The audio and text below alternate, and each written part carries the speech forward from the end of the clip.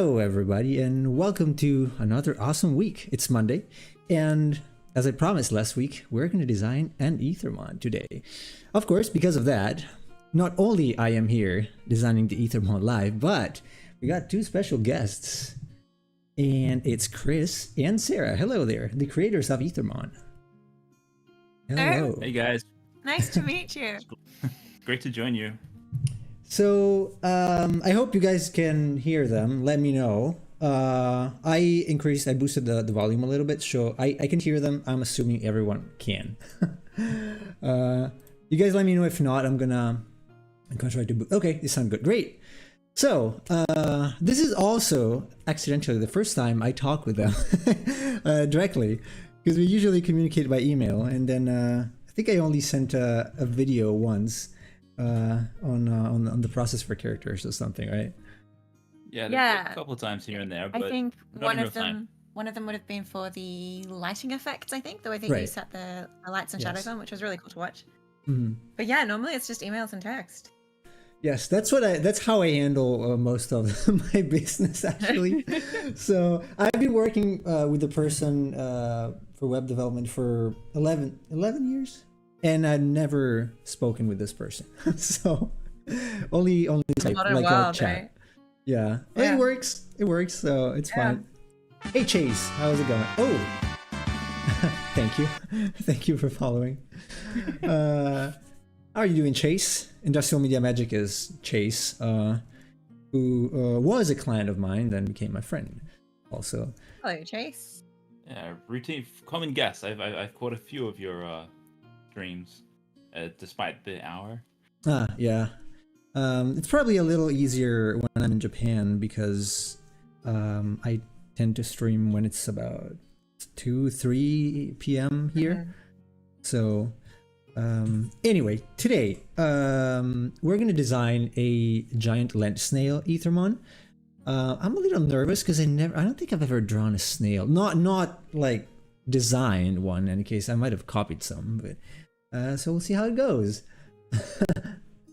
I think it's great. The Govic, welcome in. Hey, Govic. So I would say for the people who are watching who do not know Aethermon, specifically Aethermon Collect, can you guys tell us something about the game? Yeah, so Aethermon Collect is a small set collection game. So we've been working with Fabio to Nemo to make these make the entire world of Aethermon, entire roster of creatures. And before we released the big game, we wanted to actually create like a monster manual game, and that's crowdfunding now on Gamefound, where you can get a copy of the game. I think it's about $20 US, and it's a fast set collection game, plays in about 10-15 minutes. And that actually comes with the game card sleeves, an enamel pin of a couple of Fabio's lovely creatures. What else does it come with? Oh, and of course stretch goals, which we're unlocking enthusiastically. Oh yeah, you got like you got funded like immediately. Yeah. Yeah. It was good. Yeah, it was really good. We basically the game comes with an expansion already. Really cool. That's awesome. Yeah, we got Miguel's player mat for people who like their neoprene mats. So yeah, it's we're really excited about where this is going. So I should clarify, Miguel is our background and environments, I guess, artist. Yes, because I only do creatures and characters because I'm not that good with environments, honestly. So I will get better. He's probably incredible. He's just too humble.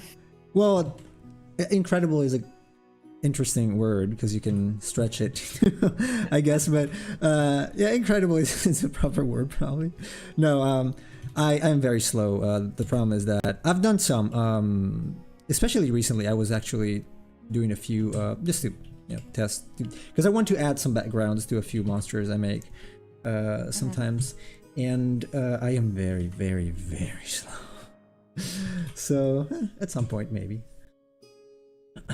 Maybe I'll do those too. Well, I mean, you only really need one really good skill, and you've obviously already got that, so I think you're fine. Yeah, I always like to. Yeah. I love how you section parts of it, and then you just change them and upsize it, like the shell, like you just did then? Oh yeah, this phase. So when I start things out, I usually scribble. I am not very good at. You probably seen some artists that they're like, oh, they start drawing. They're like, oh, this and this and that, and that's like the final drawing. Not me. I do a lot of sketching that makes no sense basically, and try to see something basically in the sketch, in the scribble. Much like cloud watching, or if you're looking at some wallpaper or some texture, not texture, like pattern on the fabric, like on the couch. I've always seen monsters and things in there. I probably need a therapist for that. But yeah, it's more or less the way I've always drawn. I'm not really immediately committed person. Hey, Emperor Cheese, welcome back. How are you doing? Hermit slug. I don't know. It's just a slug for now.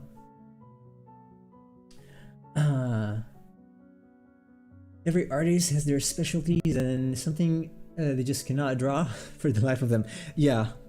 Although I'm very conscious about what I cannot draw, and so sometimes I generally take some weeks or months, I would say, every year to at least work on something that's related to a weakness, because otherwise I feel like I am only partially doing what I have to do. And also the techniques and the things you do in all of the different areas kind of compenetrate themselves, so you get benefits anyway. Like if I'm doing mechas right now, like mechanical things, and it helps a lot with perspective and all the thickness that you feel when you see a drawing on a two-dimensional surface. If you do backgrounds, well, you learn about things like rocks, foliage, anything that's natural. So that's still useful if you want to do elemental monsters or like Chase. Chase is a troll. Never mind that. Only 3%. I think I've got some relatives in Australia. Obviously, the good relatives I never talk to, because I'm unlucky. Working on your Australian accent, I'm going to give you a tip. You will get an extra 10% more Australian if you pronounce it Australia. Huh? Yeah, it's not Australia, it's Australia. And then you're going to just get like bonus Australian straight away. Yeah, Australians are pretty lazy when it comes to language. Well, you gotta save some fuel. I heard it's hot. Not now, but you're not in Australia right now, anyway.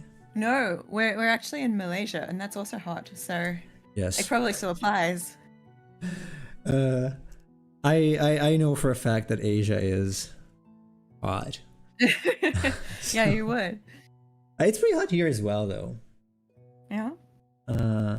Yeah, it's today, especially yesterday and today, was very hot and kind of humid. Not as humid as Asia or Japan, but. So does Italy get very sticky, sweaty kind of weather? Sometimes. Dry. Sometimes. Well, on average, yes, it's pretty dry. Dry heat. Usually the humid season is October, November. But sometimes, especially here, because like where I live, here where my mom lives, it's a valley, so all the heat from, it's not too far from Milan, so I guess all the heat from that area and all the pollution and whatnot kind of gets stuck here sometimes, depending on the currents, and so it is. Yeah, sometimes very sticky. Yesterday was pretty sticky. Today is also very sticky. So it really depends on the year. Last year, yeah, it was probably not as hot, but I was not here, so I'm not sure. Hey, Scar. Chase asks, what's the proper way to say Melbourne? I don't know, I say Melbourne. Melbourne. Jeez, Melbourne. it's difficult. It is, yeah. I think you can sometimes get really good clues about people's accents, or especially about the correct way to pronounce a language, if you know how to pronounce some of the specific places that are typical to that. So, so yeah, for the Australian accent, Melbourne will definitely pick you as a foreigner straight away. But Melbourne, it's Melbourne with a B-U-N. That's about right. Industrial Mel, media magic. Yeah. The name Mel and then Melbourne. I don't know. There's things they seem so easy to us, and then like every American gets it wrong. But I tell you what, there are some places in Australia that even Australians get wrong. For example, I moved from Sydney to Brisbane quite a number of years ago. I've since moved back and then all over the place. But at the time, there was a suburb just near to where I lived, which was spelt Indooropilly. And for a very long time, I honestly didn't know whether it was supposed to be pronounced Indooropilly, or Indooropilly. Those are 3 different pronunciations. It turns out most of the people who are used to it just call it Indro. So there you go. I was wrong in all counts. Useful. Yeah. Again, saving breath. Yes, Emperor Cheese, they are Australian. That's why they are in Malaysia now. Sorry. Yeah. I've been most lucky out of the rental crisis. Yeah. I've been most lucky out of all of you. It's been nice. 50, 60 Fahrenheit. That's not that much, I guess. I count in Celsius, so. But it doesn't sound very hot. As far as I remember. Probably like around 20 degrees, maybe? Something like that, probably. I mean, hundreds. That is hot. Like 30... Ooh, 7? mid-hundreds, that's about 40 degrees, isn't it? Yeah, that would be about 40 degrees. That's ouch. Yeah, that's not low. And high humidity. It's like it's designed to make you suffer. Oh yeah, humidity. Humidity makes people suffer. I don't know who invented humidity, but... Yeah, I hope they feel very ashamed of themselves. Garbage, stay safe, man. Like, seriously. I'm glad I'm not in Japan right now. So, for how incredibly hot it's being these days here, there is no comparison. It's not even the same ballpark. So yeah, I just looked up the weather. It's just like mid-30s all the way through. Like, looking forwards in Japan right now. Mm-hmm. What's it here? Yeah, the main like heat, measured heat is not really a big problem there. The problem is just that it's so humid that it doesn't ever go down, like even in the night, or it goes up sometimes, and when it goes up when it rains. So that is, not very healthy. Yeah, that's challenging. So you're doing quite a lot of sort of shape explorations at the moment, yes, and pose explorations. Yes. Just trying to. I want to figure out what kind of proportions I want to play with. There are 2. This one is too similar to the Pokemon. Like this is too similar. Slugma or whatever it is. Yeah. There are quite a few. I didn't realize there were so many snail Pokemon. I thought there was Magcargo, and of course I forgot Omanite, Omastar. But it turns out some of the newer generations have. Yeah, I'm not a fan of those though. to be honest, I did not even use those images. Like I do not have those images now on my screen because I don't like them. So, and there was one that looked like an underwater slug that I thought looked pretty cool. But I got to admit, the latest one I think it is. Get a bit more. Yeah. So the thing with the snail is that, at least for me, it has 2 main. I would say design areas. So one is the shell and one is the foot, like jelly part. Yeah. So I think I can get some good variety by changing the proportions, which I've not done much for now. I'm just trying to figure out more or less. Also, what kind of pose, because I'm gonna do the pose and the design at the same time. So which is a challenge sometimes because when you see cards like Yu-Gi-Oh or something, especially the most important ones, they do have a design sheet before they do the illustration. Right. Yeah. So they just have the orthos, so the turnaround, basically side, front, 3/4, and then they do the illustration. Yeah. 'Cause it's challenging to just figure out the shapes and the pose at the same time. So sometimes I also do it with Aethermon in general. By the way, I keep saying Aethermon, but you can also say Aethermon, right? Yeah, so I think typically the pronunciation for the AE hyphen letter would be Aethermon, but we've been leaning towards Aethermon in part because it reads slightly better for a modern American audience, and more than that because there's actually a what is it, Chris? An NFT game Yeah. called Aethermon already. With just ETHER. Yeah, so it's like it's taking the so- word ether from Ethereum because it's an Ethereum chain. So I mean, I can't blame them for using that name. It makes sense for them. But so just to separate in people's heads when they hear our name that we're not the same item, because they also have quite a cute monstery kind of look. But we are obviously a really different mechanical product. So we don't want to run into that problem. Yeah, Oh, no, I like that's this easier. shell shape. This is good. I like this really Well, Yeah, current you guys kind. feel free to give me pointers or whatnot, because in any case, it's gonna Okay. go into the game. So I'm happy to hear. Like, if you want to see some kind of specific shape or anything, I'm gonna Well, I do like also this take one. these. Yeah, I like this one mostly because obviously snails have lots of different really cool shell shapes, but specifically we were people were voting for the giant African land snail or giant land snail, which is the same or one Yes. of about 3 different species, and they do have a really really sharply conical shaped shell, as opposed to what I consider a common garden snail, which is much more like a A little more like a round. penny blob, I guess. Yes. Yeah. Right. What was I reading? Oh, it's custom 50 Celsius over here. Yeah, I remember. You are in Iraq, right, Scar? It's pretty hot there. I forgot if you're in Kabul, I think. Kabul it was. I believe. That's cruel.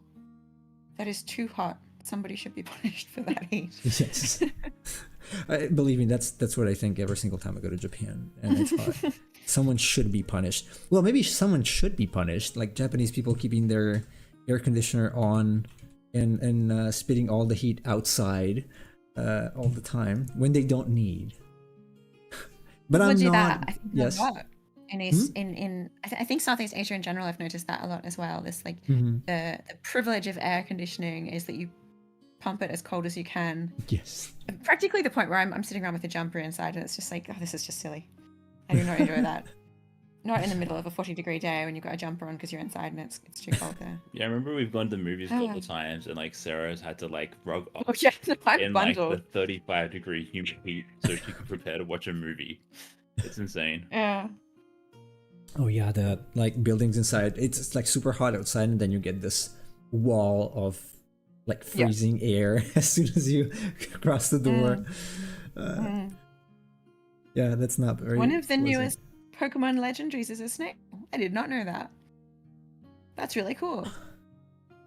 Oh no, I hope not. people don't think we're just copying them.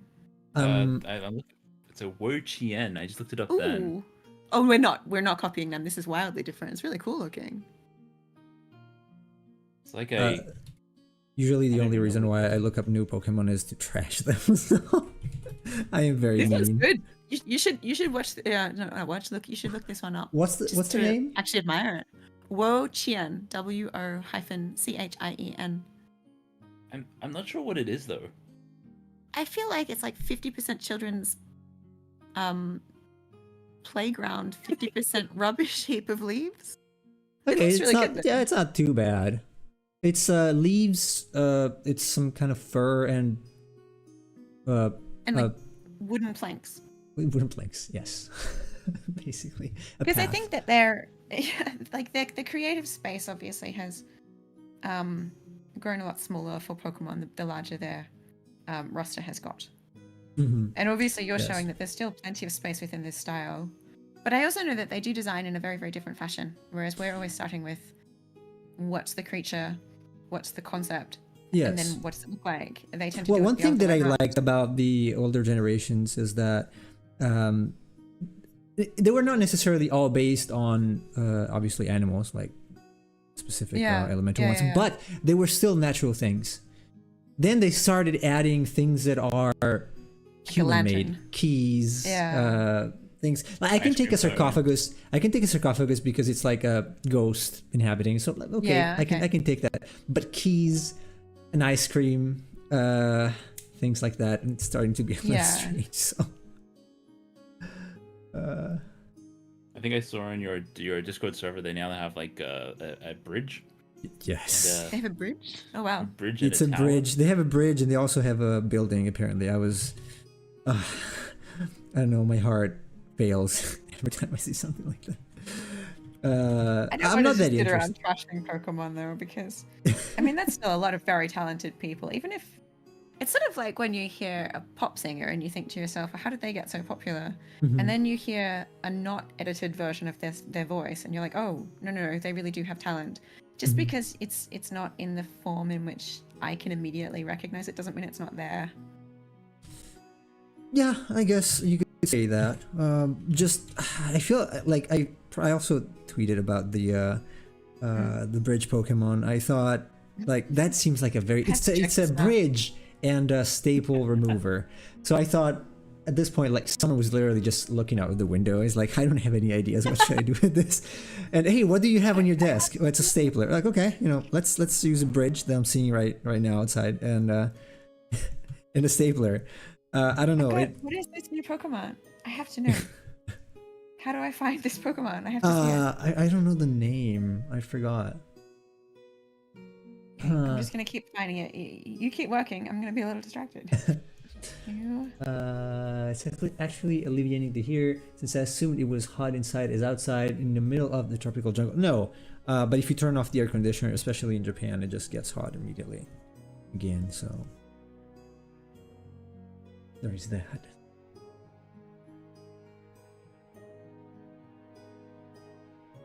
I don't know if I want to add the I have to find eyes. this another time. I don't want to miss this. Do you guys want the antennae to have like eyes on top, or do you prefer to go the Pokemon way with eyes inside the main body? I think the eyes on the antenna would be cool. What do you reckon, Chris? Yeah, I mean that's. I mean, what- this is obviously your I choice think as well. antennas are supposed to have eyes on the end of Yeah. them. Like ones. Yeah, I was checking Snail anatomy for anybody who's looking for a very unformal anatomy lesson right now, and they've got 4 tentacles at the front of their face, and the top 2 are the eyes, and then the bottom 2 function like instead of nostrils / hands, they sort of do the scenting and the feeling in front of them as they move. That's pretty cool. Which is I've weird. also watched some videos of snails eating. And it turns out they got a lot of teeth. Actually, they got the mouth there is like it just comes out and grabs whatever is there. It's creepy to a degree, but it's interesting. Arcaludon is the name of that. I'll call it up. Bridge Oh, Pokemon. cool. Okay. Thank you, Industrial Media Magic. The design itself is not even that bad. Like design wise, it's not that bad. I just don't think I can see that monster in the same environment as Pikachu. For No, me, we've it's kind more of of a- moved into the Transformer range, right? Sorry, what?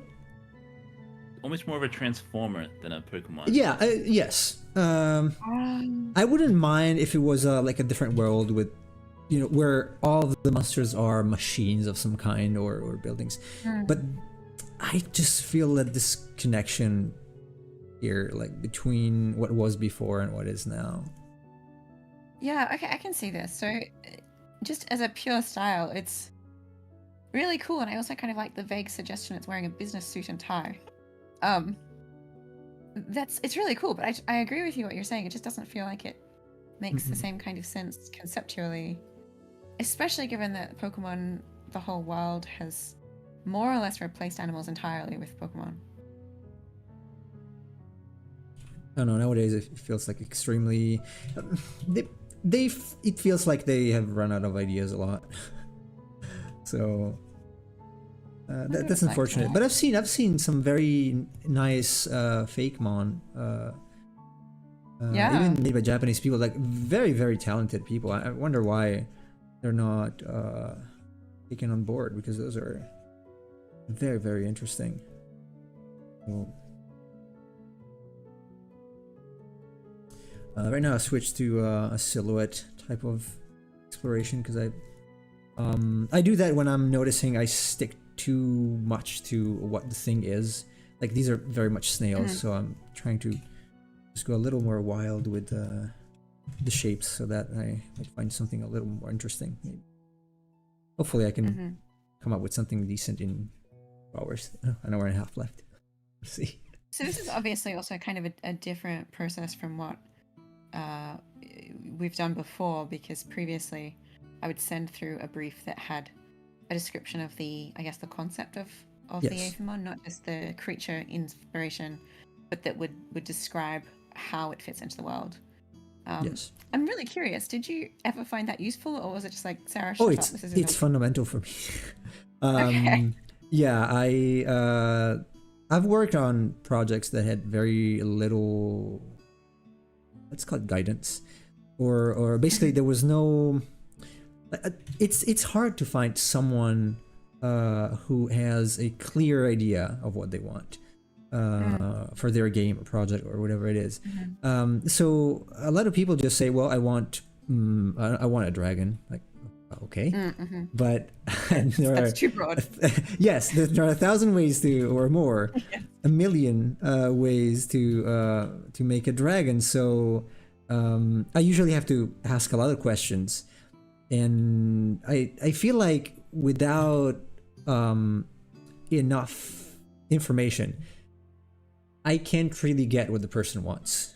So I do like to ask questions, because I want to, obviously I'm the arm, right? It's not my idea, so I want to get as close as possible to what the person might have had in his or her mind.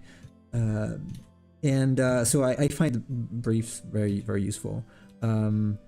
Chase, for example, Industrial Media Magic, he gives me sketches and some descriptions in general. Then I always talk with him, so I tend to ask a lot of questions, because I want to reduce the how can I put it, but this is not what I had in mind type of discussion to the bare minimum, because that's also disappointing for both, I guess, because I just get excited about something that's not what the client wants, and the client is like, well, this is really not what I had in mind. So because of course you must put quite a lot of yourself into everything you draw, so yes, usually. Yeah. Yeah. Although it's not really a good idea to get extremely attached to your productions. Yeah, you sometimes sent us through, and you've said, like, this one's my favorite, and we look at it and we're like, yeah, but it's not our favorite. So pick a different one. Yeah, that obviously, because people have different tastes, so it's usually, though, collaborative effort is what produces the best result, because you kind of get the best of both tastes, or both worlds in the end. So I've certainly very much enjoyed working with you on this project. Yeah. No, I hate it. I'm kidding. Never again. Okay, so maybe actually it might help if you're finding you're getting stuck on the snailiness of it. Perhaps Chris and I actually should probably tell you some of the things we were talking about with regards to this. Because what did we get to? Sort of about, we put it up on Tuesday, and then by about Thursday it was pretty clear that was going to be the front runner, and then on Friday it was guaranteed. And so for Thursday night we were discussing how it fits into the broader landscape of the Aethermon creatures as we've got so far. Because I mean, for one thing, one of the suggestions we got on the first round of ideas was a stained glass window inspired, like butterfly or moth, or I think it ended up being suggested as a frill-necked lizard, because butterfly and moth had been suggested. And I'm not sure it really fits here, but that idea of it being a reference to a specific way in which color is used in the world, not just a creature, not just an animal, but a specific way in which color comes out in the world might be kind of interesting to play with. If I could make the shell made out of like facets instead of just it being that could be an option, like iridescent, almost like or like a crystalline even. I don't want it to look too turtle because obviously we actually do have a turtle already, which we both love. But that's one possibility. And then of course, I mean, we could also just kind of play around with other ideas for. No, the faceted seems cool to me. I mean, for instance, the body of the creature as well being quite not just squishy but sort of slimy. Snails tend to be slimy. It'd be sort of interesting if it leaves like iridescent trails behind it, or almost like ink, just kind of like bleeds ink trails behind it or something. Yeah. Gobi just chimed in saying that go wild, give it more eye stalks too, or don't. I'm just enjoying watching my ideas come. They're odd. So you know, like we could have multiple eye stalks, I guess. Nothing says they only have to have 2 eyes. For the most part, we've kept things having 2 eyes though. Yeah, two's probably better. There's actually a break on that. Okay, but they have like the eyes. Not just 4 eyes. Closer to the number of eyes they're supposed to have. I mean, one of the other things I think we were thinking with this creature, like, what is its personality? Because Aethermon, as a whole, we've conceived of them as fairly intelligent creatures. But snails aren't known to be particularly intellectual. Right. Like they're not writing the next great Russian novel. Give her a book or something, maybe. No, I was more thinking maybe this would be the sort of creature that almost works like it thinks in riddles, like a Cheshire cat. Have you read Alice in Wonderland? No, not right now. I watched the Disney movie, but no, I don't think I read it. I am familiar with it. But... Yeah, just something that's sort of like a little bit sphinx-like, a little bit unknowable kind of intelligence that has its own conception of the world and doesn't feel any need to hurry itself up for anybody. I feel like that might be how I would imagine its personality. Because also this one is a tier 3, so it's like a boss level. Yes, big, right. Powerful, doesn't need to be pushed around at all. Yes, that's what make me think about making the shell way bigger than the squishy body, because it's a bigger creature, but making the eyes and the head, quote unquote head, smaller makes it look even bigger. So otherwise it's just more or less just a snail. So maybe just reducing size here. Maybe something that's, so if it's somewhat no, making it a little more like spikes like or something. Is that what you're doing? I'm sorry, what's that? It looked for a second like maybe you were testing out some. Oh yeah, I was thinking, maybe I can add some spikes like a seashell. I don't know if it fits the element though. Probably I think that'd be facets or crystals might work more. See, I I don't want to turn it into the ice one. Oh, yeah. With actual crystals or ice crystals. Having the mucus around the snail would be cool. You could play up the rainbow element with the way oil interacts with water. Yeah, that's what I was thinking, like making it like the oily trail. Thanks for following the Govik. Thank you very much. 150. 150? Nice. Is it 150? Oh, it is. Yeah. Hey. Congrats. Congratulations. GG to me. All right. Next one is gonna be 200. That's a problem with these metrics. You're never ever satisfied. Actually, I was watching it was a podcast, I think, of Seth Godin. His name is like the godfather of marketing, and he's not very supportive of these kind of metrics, because you're always constantly moving the bar away, or the goal away. And so he said with one of his books, they printed like 200 copies and that was it, because even if you wanted to, you could have sold more. So it could have been a good strategy. Like, okay, I'm not accepting any more followers. Thank you. A one in, one out policy. This is an elite group. You that would work if people really became would. only 500 people can ever follow Nemo. Those next 350 spots will be coveted. Well, the thing also is, like, if you have say 1,000 followers, but they are all extremely happy to be your followers, that's just great. It's because it's very, like, if you are a very popular YouTube channel, even if you have 1 million subscribers, I don't think all those million people watch all the videos and talk about you to their friends and things like that. So in the end, you just really want to be friends or followed by people who actually care. So it doesn't really matter what the number is, as long as they're actually invested in what you do, because you have their support in general, like regardless of what you work on. Yeah, I mean, I think we've been following your Discord and like being very impressed by how lively it is. Like you're constantly giving back, man. Like I can see why people get invested. Like it's like you're basically like a free tutor. You know that, right? Well, it's not as active as it could be, I guess. I'm not very good. You probably noticed I'm not very good with social media and my online presence. But I try to. I would like to create a nice community, especially around especially around creature design, because it's such a underappreciated niche, I guess, of art. Usually, it's always about characters, mostly. Some about environments also, but mostly about characters.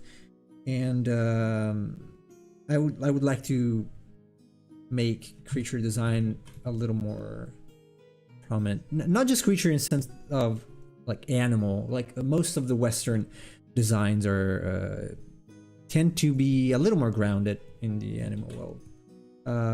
I want them to be like the things that I make to be a little more magical. So not creatures intended not just as animals, but also somewhat characters, something between characters and creatures. So, giant rainbow snail waifu. Yes. Guys, just remember that this is supposed to be a family-friendly franchise. There you go. Mucus chat sounds a bit alarming. Oh no! Look what you've done, guys.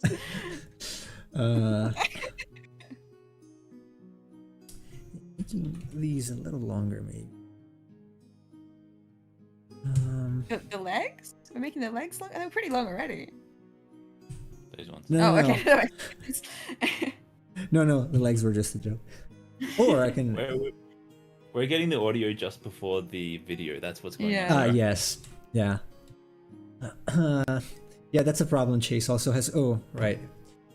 Because I'm a genius, I forgot to record the first part. It's okay. In any case, I usually when I do the time lapses, I only add the part that's related to the creature that gets finished. So that's fine. That's just to justify my forgetfulness.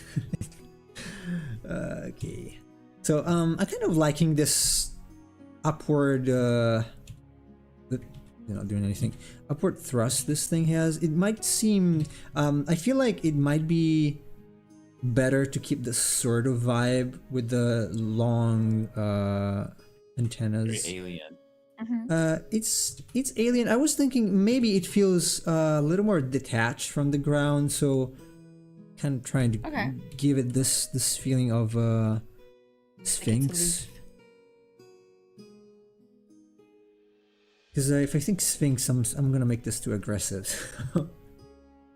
Obviously, these eyes are not. Kind of like this too. Anime adaptation. Man, not anytime soon. I think we need to get through the. Well, there is a little bit of a short that explains how to play the game. Yeah, that was fun. It is fun. It is pretty fun. Emperor Cheese. There is I think it's on your YouTube, right? Yeah, Yes. I'll post a link in the comments. What up? Oh, thank you. So,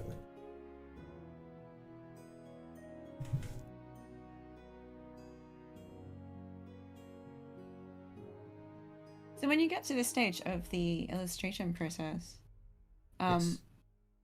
are you still mostly working with silhouettes, or are you working with Um, a deeper? Yes, Or- still yes. Well, I would say, for the first batch, until I lower the opacity of this layer and start drawing on top, I'm just thinking about the overall silhouette.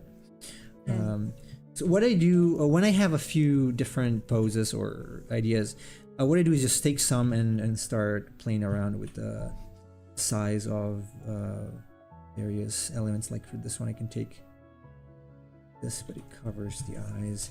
So I try to get the most interesting silhouette I can possibly get, given the elements I have. So as I said before, this is a snail. So for me, it's mostly shell and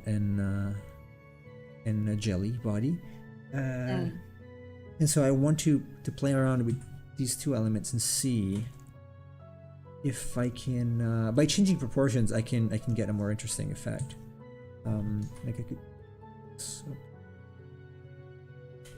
for example, it's not very, I don't know, I feel I've seen workflows of other people, especially when they post videos on YouTube. No, not arms. I feel like my process might be a little used or confusing. I don't know, but I enjoy it very much this way. So it's chaotic. What I usually refer to this as is like trying to find some order in the chaos of a sketch. So usually at this stage I'm in now is when I start or when I try to commit to some specifics of the creature. So I'm trying to get something that's more unique for each. Like all of these are pretty much similar. So now I'm trying to play, okay, maybe the shell is not lifted, but it kind of drags a little bit on the ground. And most of these are going to be trashed, obviously, because they're just explorations, but it's still useful to kind of, it's more of an exclusion game to a degree. I like this. It makes the shell feel heavy, like it can't even carry it. Yes, that's really that's what I'm Because going got weight for, to it. because it's a tier 3, so I would like to kind of keep it. What do you think, Sarah? Big shell or? So yeah, I can see that. It feels like some part of it needs to feel oversized. It's almost an either or. Like either the squishy part of its body needs to be so strong it makes the shell diminutive, or the shell needs to be massive. Right. And I think you're probably right. I think the shell's probably right. I feel like if I was sketching before the stream, and it seems to me that if I make the squishy part, I'm gonna try that, but if I make the squishy part like this one bigger than the shell, it feels a little smaller of a creature. Like it's a tier 2 creature, but not a tier 3. Or even 1, yes. Or well, 1 could be like without the shell or something. I feel like with the tier 1, it would be like with the shell, but a very big head and eyes. Just that kind of. Yeah, because usually, well, babies have bigger heads compared to the body, so that's my usual thought. Hey, Saman. The robot with you.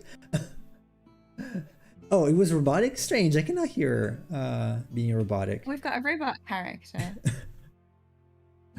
When you say what was. You mean now? Oh, I'm sorry. Yeah, I think maybe he got a hiccup in his connection or something. But welcome, Saman. Oh, I apologize. Welcome in. I did that. No, I can hear you well. I think it's just either my connection or. By the way, I've had issues streaming recently, so hopefully the stream is gonna be flawless this time, because sometimes it disconnects or it drops a little bit of frames. Hopefully it's gonna go well. All right, Emperor of Cheese. I'll see you later. Go get your cheese. Yes, he's Spooky Emperor in my Discord and Emperor of Cheese. In real life, no. Well, a little bit, maybe. L'Emperador del Queso. In real life. I actually do quite like that slime trail as part of its. Oh yeah, I think that's gonna be a good part of the silhouette. It's gonna be good as a part of the silhouette. Yeah. With the rainbowish colors probably. I want to get rid of this though because I don't like these. I'm gonna keep it. Oops, I'm gonna keep it for a future creature maybe because they like it, but I don't like it for this one.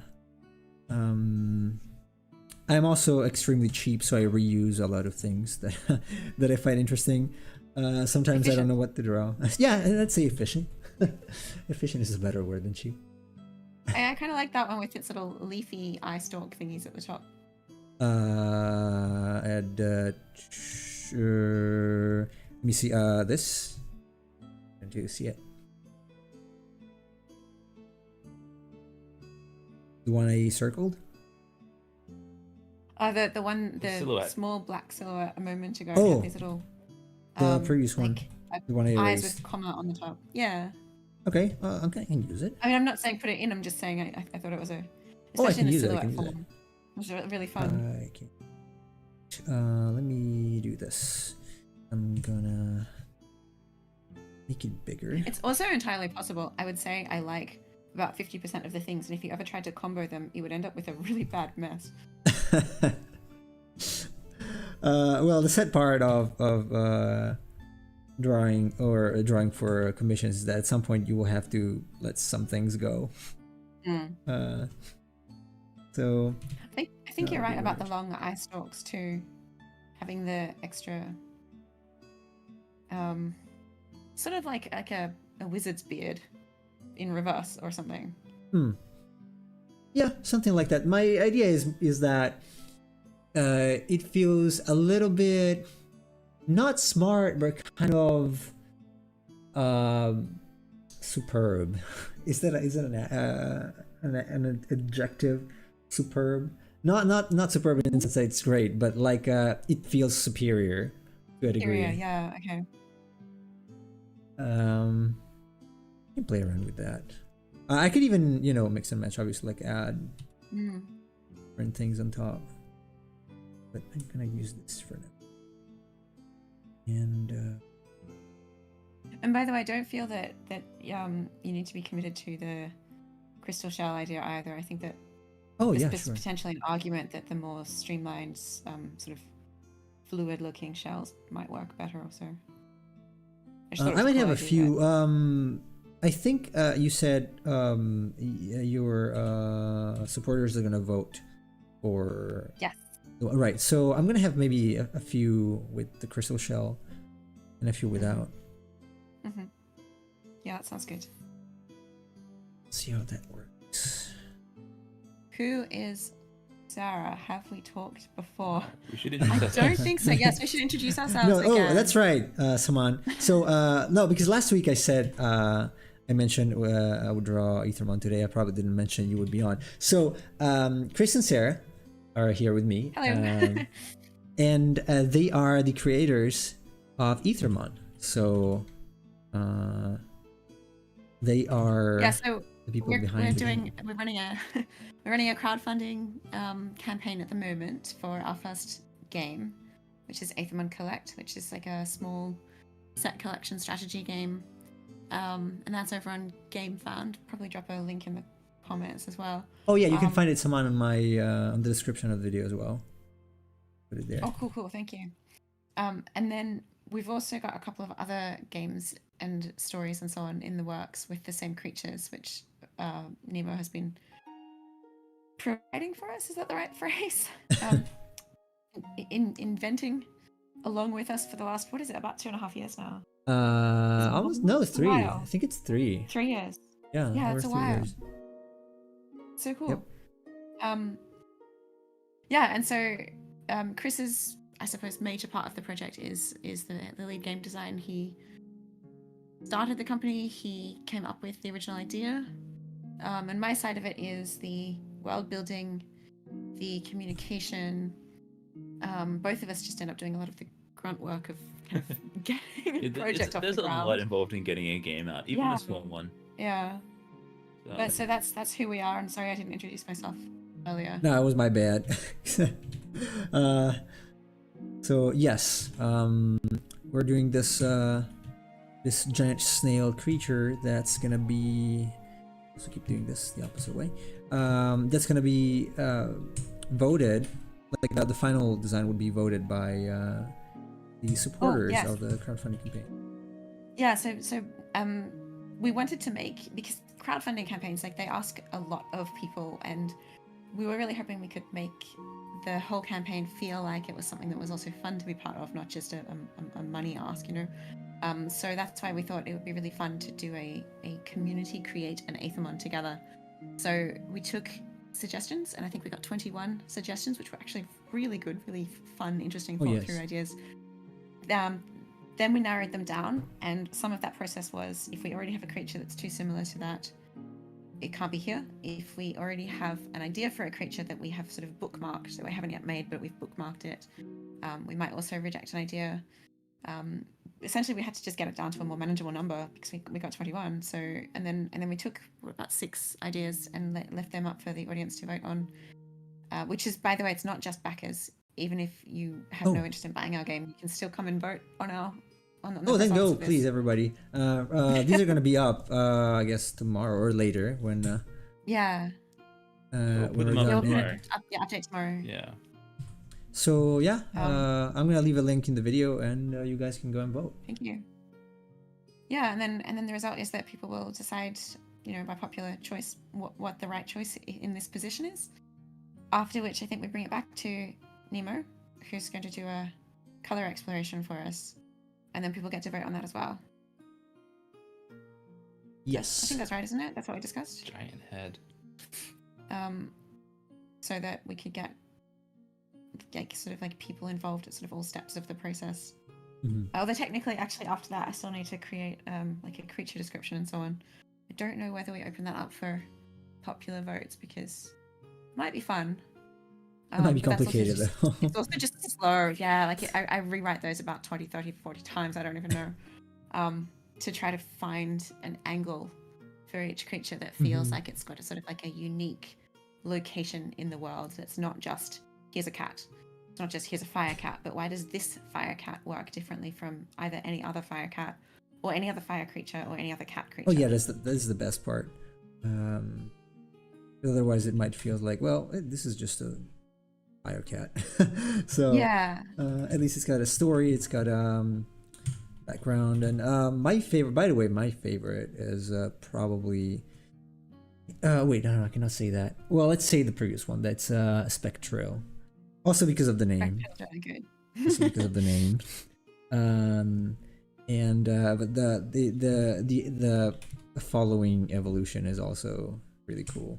I think you can talk about that here. You can talk about it. We're just keeping it that the actual visuals are secret. But if you want to tell people about your thoughts on it, I think it was Symmetril. Is the third one? Yeah, Symmetril. Yeah. Yeah. So the baby level is Immatril, then the tier 2 is Spectral, and then the tier 3 is Symmetril. And I guess I like drawing birds. I don't know. I really enjoyed doing those. So, hey, Fiddle, welcome. Didn't see you before. Apologies. How are you doing, Fiddle? Fiddle is from Sweden. Fiddle, we are doing an Aethermon stream, as you can probably read. And with me are the creators of Aethermon, Chris and Sarah. Hello.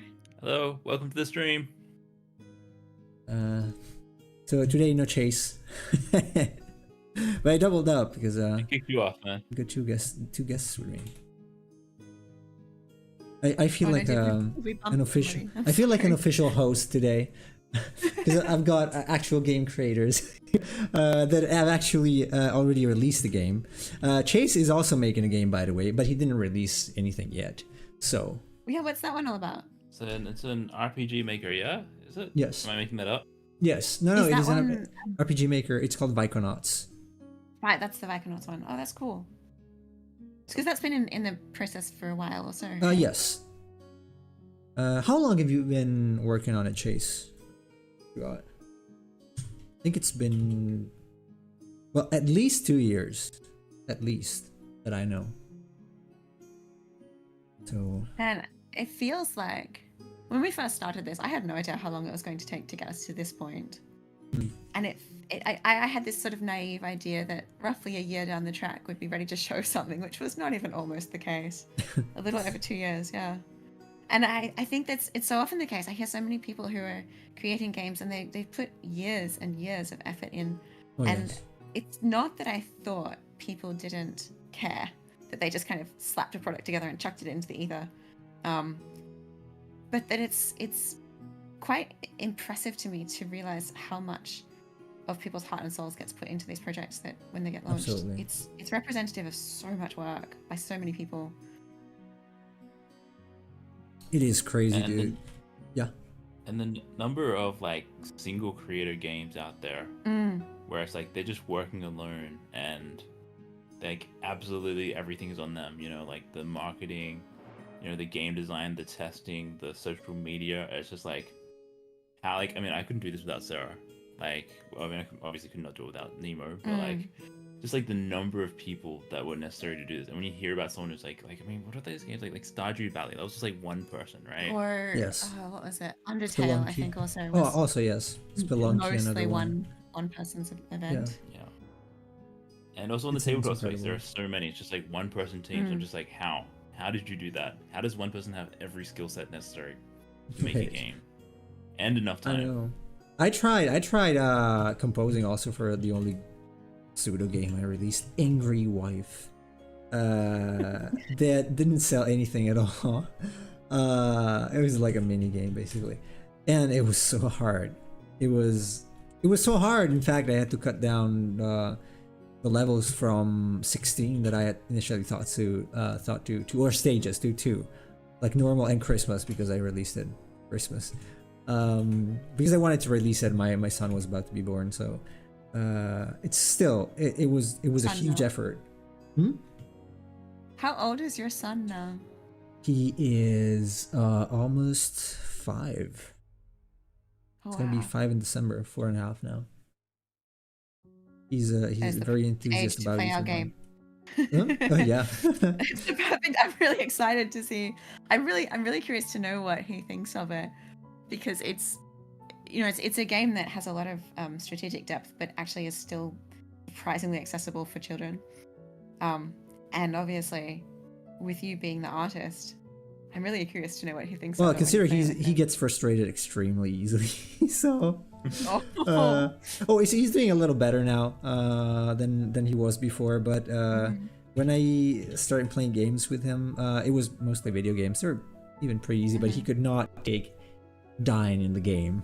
He would literally throw the controller and start crying. Oh no! Oh, poor thing.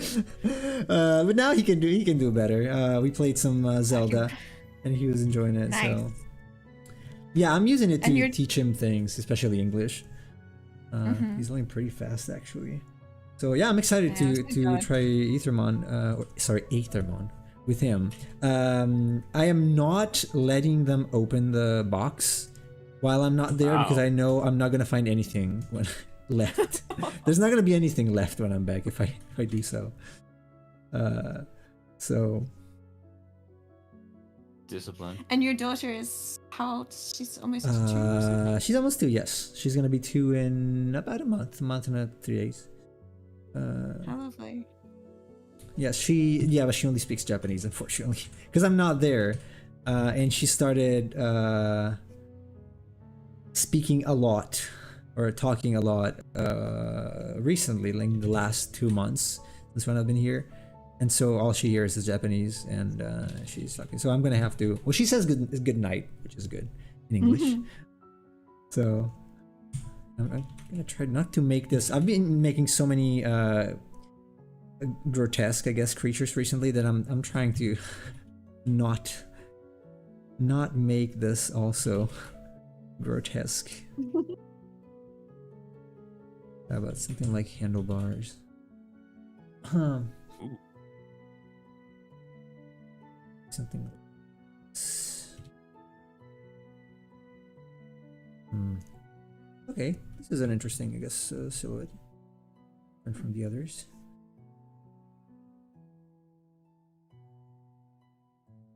Sorry about watch chase.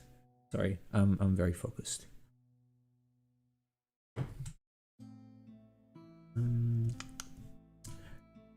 Do you guys like any of these so far, or not as final, but as potential or These are all, further? like I like the top left, your big giant, like the asymmetrical shell thing. Like it doesn't make much sense to me, but I like it. It feels imposing. I like the ones that really feel more conical shell. The one in the top left, this is going to sound possibly rude. It reads a little bit like a croissant to me. which would be really cool, except I don't know how to make that feel like a rainbow thing. I mean, French Snail. So oh, that's true. That's true. Maybe we could do that. you'd have to really lean into it. We'd have to lean into it. I don't know how that reads rainbow, but it's a conceptual possibility. Well, that could be. That could be.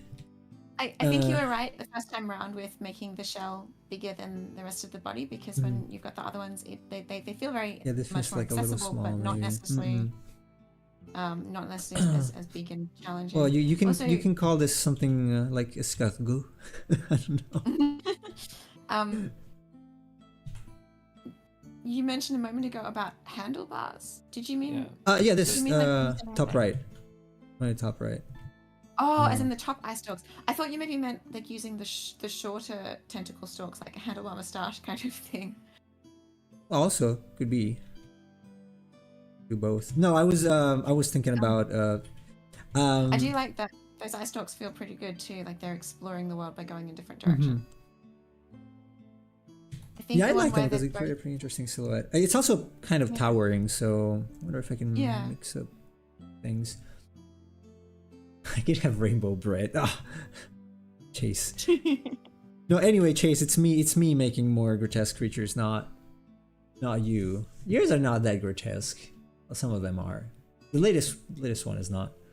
Mucus-chan will never be grotesque to us, probably. Oh, I can make a grotesque version. What is the art style of the game? How cartoony would it look? Pretty cartoony. Kind of like, wait. I'm afraid of copy pasting because sometimes my clipboard gets stuck. So let's see, maybe I can make a new one. This. Something like this. These are some of the Aethermon that I made before. I also like Wyvern a lot because my son has a t-shirt with it, so... I think everybody loves Wyvern. I like the pose. I like the pose, it's so goofy. I feel like if we get really popular, I want to make a Wyvern mug because he can make his tail into the handle. And I feel like that would be fun. 3D, that's interesting. I could ask Emperor of Cheese, he does 3D.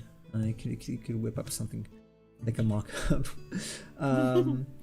Ligovic says, for me, top left and bottom left are my favorite. Top right is the third. Bottom middle is the fourth. Bottom middle is this, I guess. I feel like this one is a little too normal. Top middle? Bottom middle, I'm assuming it's this. Those two there. That one. Yeah. So okay, let's narrow down a little bit because I think it's very beautiful, that one. If we want a beautiful Aethermon, that's probably the way to go. Which one? The middle. The bottom middle. Bottom middle. Okay, I'm gonna add that too. So I'm gonna cross out a few, like the one that's like literally crawling on the floor. Probably not like the. Yeah, I think it needs to be more upright. I think. Yeah. Especially if it needs to feel a more riddle-ish. Probably. Yeah, I think so. That. Let's narrow down to these. Okay, let's see what.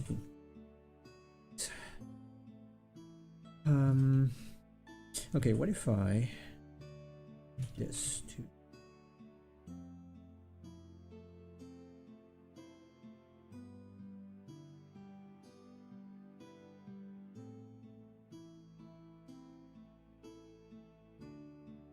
The good thing about Clip Studio is that the liquify tool, which is what I'm using now, is very handy versus Photoshop that's on another window. Oh, It's kind of, I use this to play around with shapes basically.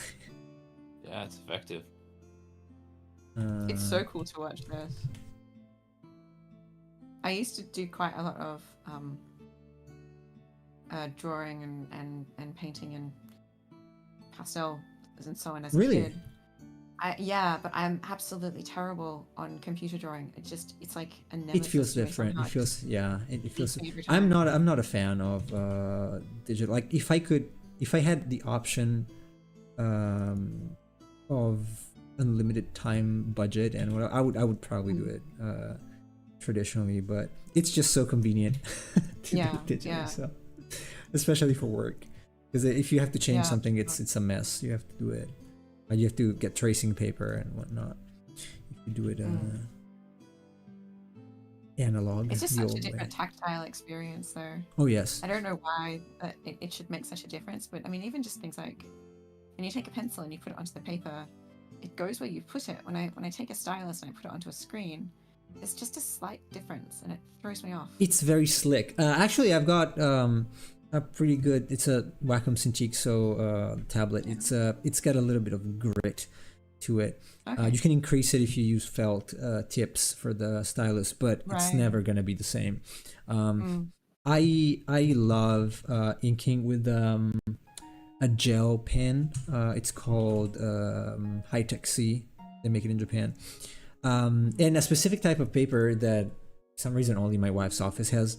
That is, it's like normal printer paper, A3. They use it for Xerox and whatnot. And it's great because you drag the pen on it and it doesn't like a straight line. If you angle the pen a little bit, it does like something like this. And it looks amazing. It feels amazing. So I really like it. Escarbo, sorry, I only read it now, Chase. Make the one with the long face a bit sad. I don't know, I don't think it's supposed to be sad. I don't know if I want to give a snail an actual face. Usually the Aethermon have faces. Are you guys thinking this should have a face too, like an actual face with mouth, or not? I imagine not. I mean, it's a snail, right? Right. Like, do snails have? Like, I mean, they have teeth and stuff, but like they're hidden. Well, I can, yeah, because it's gonna be extremely. I think we have options. I think that I don't feel like it should have a mouth, but it like if you feel like using the secondary tentacles to create some kind of expression on it, I wouldn't be averse to that either. I don't mind it looking quite foreign, quite Well, I guess it sells the idea. I guess it sells the idea of it being a little more on its own and riddle-ish, like without the mouth. Okay, so it looks like snails do have a tiny little mouth under their tentacles. Oh man, if you zoom in, they look so shocked. Oh yeah, the teeth are sharp. So I guess I think this is up to you. I think If it's if you're feeling the mouth vibe or the facial expression vibe, I think explore it, and if you really feel averse to it, then don't. I want to try. Oops.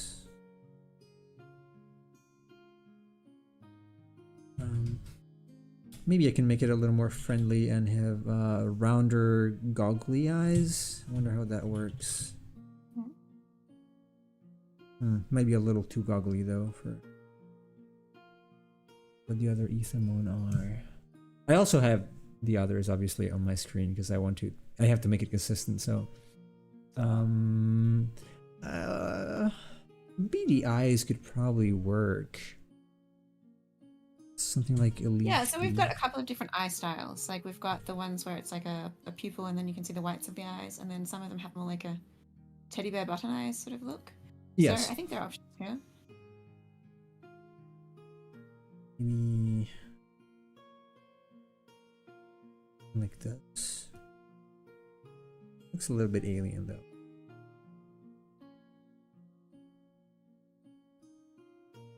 A little too much probably. Gosh, that changes it so much. Yeah. Just that single portion of it. It's okay, Samana got it. No different. Oh yes, the eye, especially on more cartoony creatures, the eyes are very, very important. They tend to change quite a lot. Probably something like Cervistro word. Like an almond-shaped dark eye. Yes. Yeah, that sounds about like a good Yeah, that option. looks about right. I feel like that's right. Maybe something a little more like this, maybe. I do like the sort of almond-shaped tip of the antenna, so I might use that. But I do have to add the other.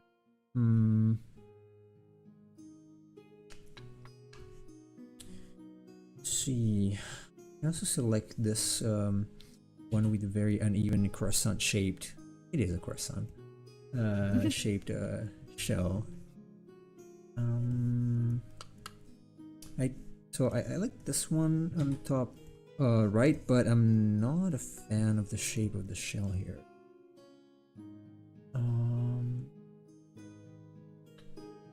So maybe. Okay, what if this one is? It's a big no.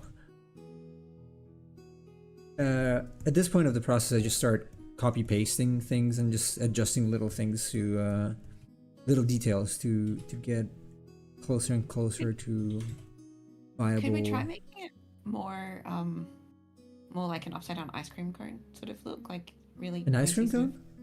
big Tall. triangle-y sort of shell shape. Towards the side, top, or bottom? Sort of like side top. What's that? Like a diagonal kind of look, I guess. Okay. I think sticking up might be fun because again, just sort of referencing the original creature inspiration. Something like the thing I'm doing now, something like that, like that kind of ice cream. No. Oh, my internet. Well, okay. Yeah, you have to go down at some point. Wait a Yeah, second. yeah. That's cool. Okay, sorry. Can you It's say it still again? quite Can you say it No, I again think because you my got internet it. had a hiccup. Sorry, Oh, I think this you one? got it. It's Okay. like just because it's just an immediate change to the silhouette of the creature and the scale of the creature, and it might. Oh be worth yes. Playing around with. Oh yes, I like this one. Wonder if I can play around. I do like of this one the top left. I do like the fact that the jelly part is a little longer, so maybe I can increase that too. Wonder. It's not too bad. Like it. I still needs extra tentacles here.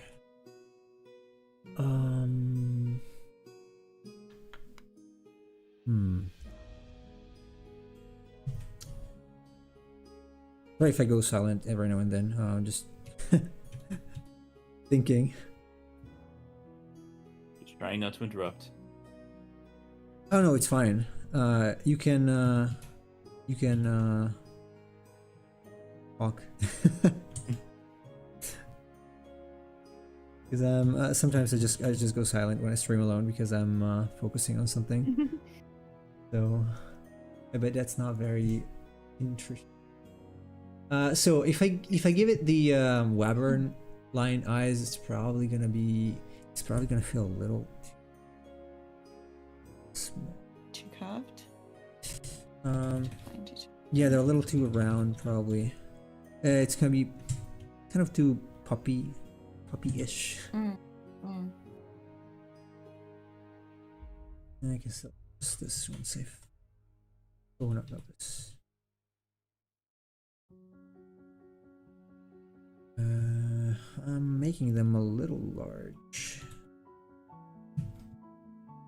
100%. I try to work as small as I possibly can so that I can just zoom out a little bit and see everything. In general, it's a good idea to actually. I'm not doing it now, but I would have a small version of the canvas on the other screen so that I can see the whole thing all together. Go ahead and interrupt him. I do it all the time. Yes, he does. It's fine though. I appreciate it. I can talk and draw at the same time. Not as efficiently. I do neither thing very well when I do. But Do you find it really cool how just the sweep of, I mean, the one that you're working on at the moment, the sweep of its neck almost makes it look like it's curious. yeah. Even though there's no face on it. It's just like, that shouldn't be something you can read into that. It's really cool. I think this one is my favorite. I like the one with the creepy eyes sticking together as well, but this one is probably my favorite. So I want to try a couple of variations of the eyes. Like this.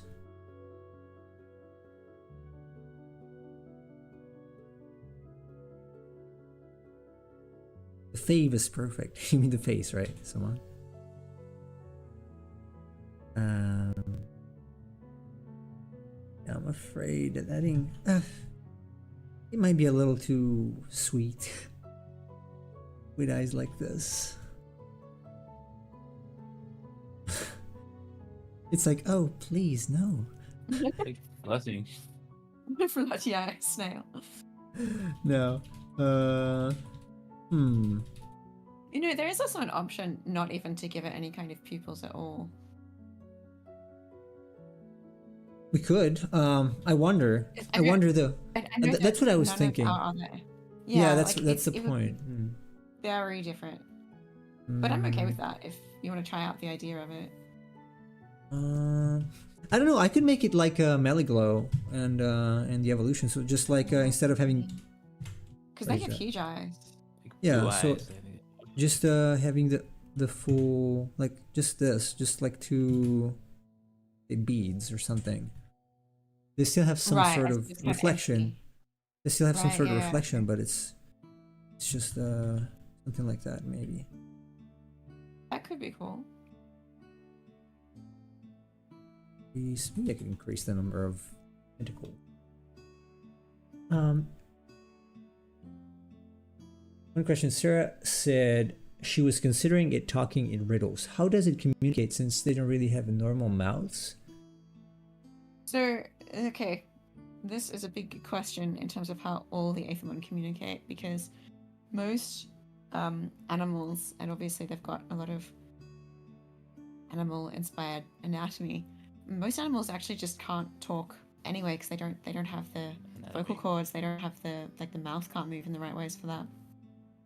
So arguably a lot of the Aethermon can't talk, and I think in trying to figure out what I would want it to feel like from a story perspective, I've considered the possibility that there's like almost like a psychic bond, that you can't really talk in words until you're bonded, which would mean there's absolutely no problem with that for this snail creature. You would just only talk to its Aetheran if and or when it had one.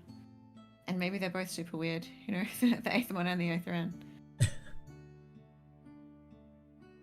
Yeah, it feels like in some ways almost like a cop-out to just say, oh, they just talk telepathically.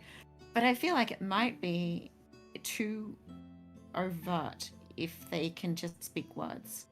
There's also a question here about what it means to have a voice, which was part of what we wanted to kind of explore, the philosophy of what it is to be disenfranchised, but to literally not have a voice. If we took it as a metaphor for other features of the way we understand our world. Yeah, that's kind of sad if they can't talk pre-bond. You're right, it is. But I think that's kind of partly why I like it, which is possibly its own therapy problem. But if they can say what they need to say, if they can stand up for themselves both physically and vocally, it's a completely different power dynamic from if they might be strong, but they're silenced. And I felt like it would be interesting to play with that. And if that is the way we go, and at the moment it's sort of how we're angling, then part of what creates that bond is learning how to listen. It's not just learning for them to be able to talk, it's about anybody else listening, which is something that I do kind of like as a concept. Not even just with Aethermon, but just as a whole. I mean, we've had pets before, both Chris and I have had pets before, and learning to listen to them is so important to understand how they see the world, to let them teach you as well. And that's part of what I like the idea of with the Aethermon, the Aether Bond concept, is that these creatures do see the world differently. Sometimes, as in this case, probably very differently.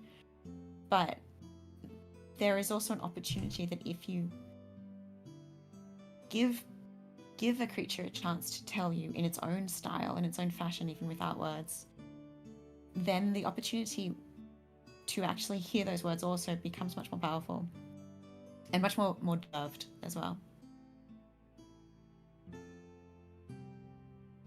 Oh, that's a very interesting concept. It has very little to do with the art, obviously. No, but it's more to do with the world building. it adds to the depth of the creatures. Because one could say just, oh well, they communicate telepathically, that's it.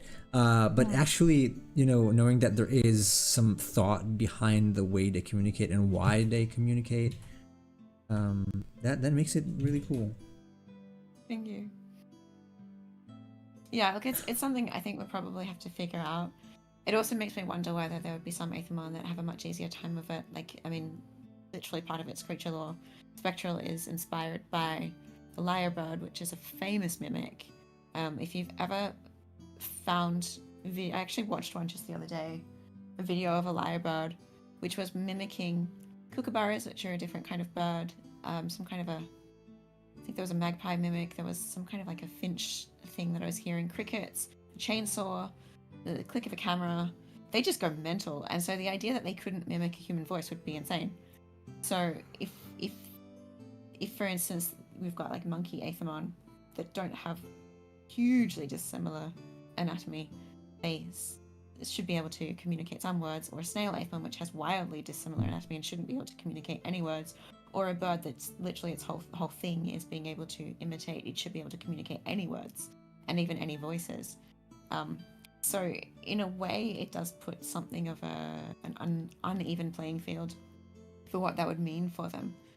So it does mean that I end up with a whole lot of, like, it opens up as many problems as it solves, at least as many problems as it solves. Right, but I mean, at this point, you're just talking about like spoken language, right? Like, I mean, there are so many ways to communicate without words. That's true, yeah. Like, if you actually had like a human level intelligence dog, even if it couldn't talk, it would find a way to communicate with you. Yeah, Oh, absolutely, true. Yes. So there's by the way, hello, sorry to interrupt you. Just saying hello to Daniel. Yes, I don't think it's gonna happen again, Daniel. I don't think I'm gonna play that game again. Sorry, go ahead, Chris. Oh, you had a gaming stream and I missed it? Oh, on Saturday, yes. I was trying Final Fantasy 13, but I am getting a little bored. It's pretty much all the same. So I'm afraid I'm gonna have to switch to another RPG, possibly another Final Fantasy, maybe Final Fantasy 6. But yeah, sorry I interrupted you. No, that was basically it. That was the point, that there's lots of different ways to communicate. So here I tried adding basically crystals, or you could say rocks, I guess, but I don't want to make it too rocky, so I don't know if it's a good idea. With this one, just to change it up a little bit. I don't know if it works necessarily over that. Maybe just a normal type of shell would work better on this. I did add a second pair of tentacles, but I don't know if the fact that the eyes are so far makes them feel a little more like arms at this point. Maybe a little too far.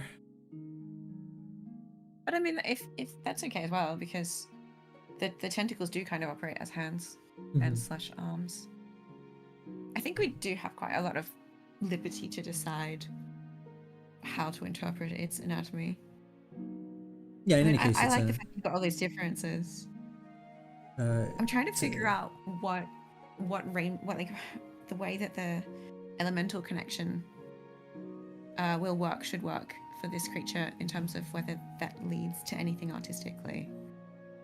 So if anybody wants to shout out any particular thoughts on that. Yeah, because the only thing I can relate to is what was suggested with the kind of a crystal iridescent shell. Which is, I think, a pretty cool idea. I'm not sure how I would render that yet. But I'm gonna figure everything out. Probably gonna have to try it out a little. Because I don't want it to look too rendered compared to the others, obviously. I might have to do something like a penumbra probably. Like that. As long as the more parts of the colorful. shell are segmented, we can definitely do rainbow shells, right? Like, I mean, I think that's Oh, yeah. almost a given in some Yeah. shape of time. So, I end up going through a whole lot of really terrible ideas before getting to one that I hopefully is not terrible. Like at the moment, I'm sort of thinking, well, if it's slime works like a kind of iridescent ink, does it have a kind of ink pot suggestion somehow? Is there some kind of idea that it's got to do with like not paints and paintbrushes, but like inks and ink pens and things? And I just can't quite make the connection that would make this make sense. Maybe the shell could be open and I could see some of the ink, or transparent to a degree.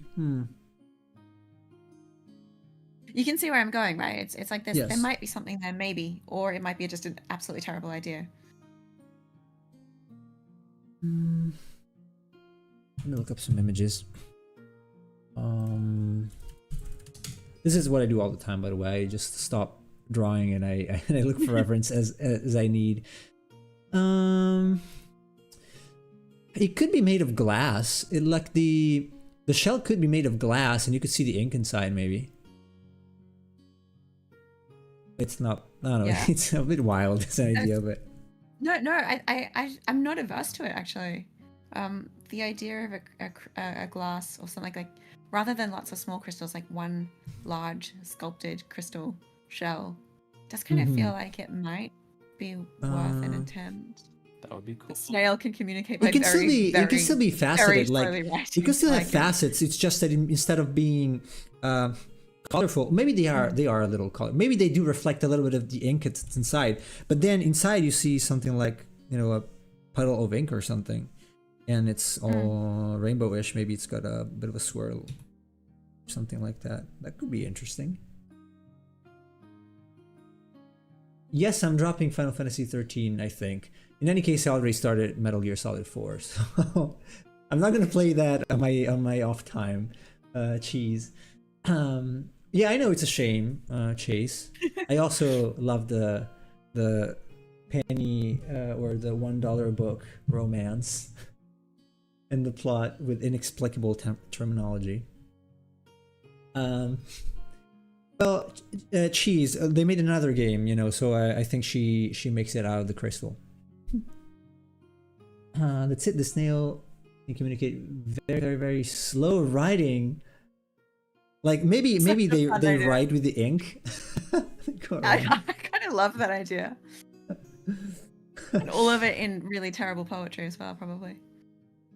What I was thinking was a slug with an ink bottle trying to pass off as a snail. No, Daniel. I don't think it's a family-friendly game. I don't think I should add others to it. If you mean this part, that's not what it's supposed to be. It's supposed to be arms, but I see where you're going, so maybe I'll just remove one of the or two. Better probably. Maybe they can have a different shape. Oh, they still kind of look strange. I do like the idea of the ink being in the shell and the shell being, or Sarah mentioned an ice cream before. What if it has like rainbow swirls around the shell, as if it is some kind of ice cream, like stripes? That's just the color, though. That's definitely not in the design. It could be that. So you did a sort of like a random kind of crystal / faceted style in some of these. What if it was a much more organized faceting? Like almost like mathematically. Would that make sense? Like give it that sort of ink bottle effect, but still lean into the more. Would they have to be? It depends, I guess, because like if you want facets, like let me take one that doesn't take. Let's take this one because I like the shape.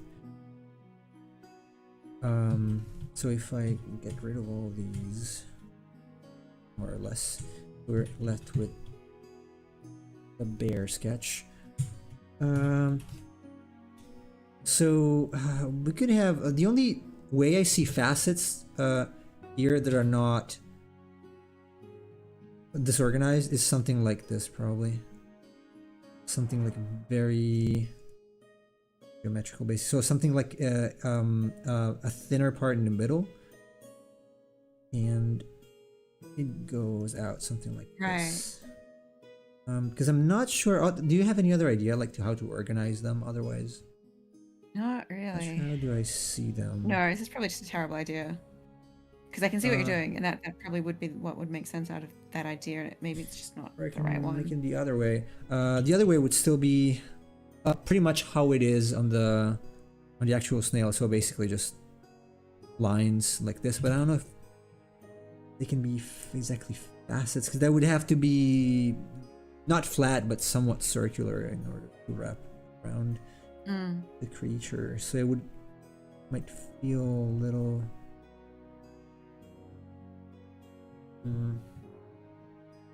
I mean, we could have a pattern like various colors on these things. Obviously, one of the ideas, but I'm still thinking about the idea of the ink trail and the actual ink that's inside. Yeah, there seems to be a lot of votes for that in the comments. Yes, cheese. That is a mathematical structure, somewhat a spiral. You like the sideways poop. Maybe use the pattern designated to what type of environment it lives. But this is it could be. I don't know if rainbow Aethermon is supposed to camouflage. I don't think so, right? Yeah, I think they're probably some of the least camouflaged Aethermon we've Right, got. because they're very colorful. I mean, I don't know. I did kind of see the argument for a chameleon rainbow Aethermon because of its ability to change, and that's all about camouflage. So maybe I'm wrong. Yeah, the idea of it environmentally associated Yo, my internet again. Wait a second. It's a cool idea, but the trouble is. Wait. Sorry. Okay. Is it coming? Okay. Sorry, it's back. All right. Oh, did you lose me? Sorry. Yeah. Yeah. So the idea of it being associated with the environment it lives in, it's a really cool idea, but the trouble that we run into is that it's likely to reflect rocky or plant-y or water-y and not rainbow-y. And so we sort of, I mean, in one way we've just kind of given Nemo just an obnoxiously difficult challenge here. Find a way to make this feel like a rainbow rather than any of the other more easily environmental elements. Oh, absolutely. The other ones are way easier in terms of design because they are fixed. This one is a little more. I would say it's more creative, obviously, but it's challenging because it doesn't really have a specific defined kind of traditional element. So I was thinking maybe what if it's got the ink inside, something transparent like this, and pentagon facets, like all the same, just pentagons, but probably better than this. But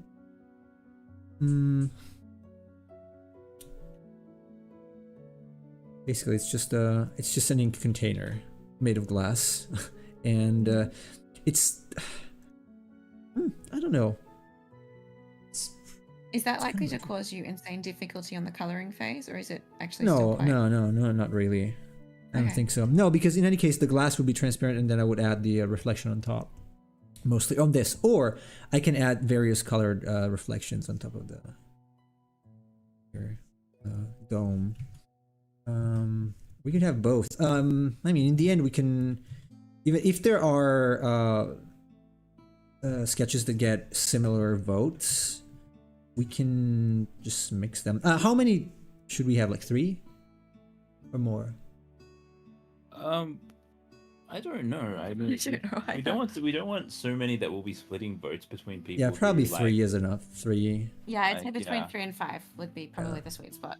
It Yeah. would feel too little, and more than 5 is just too much.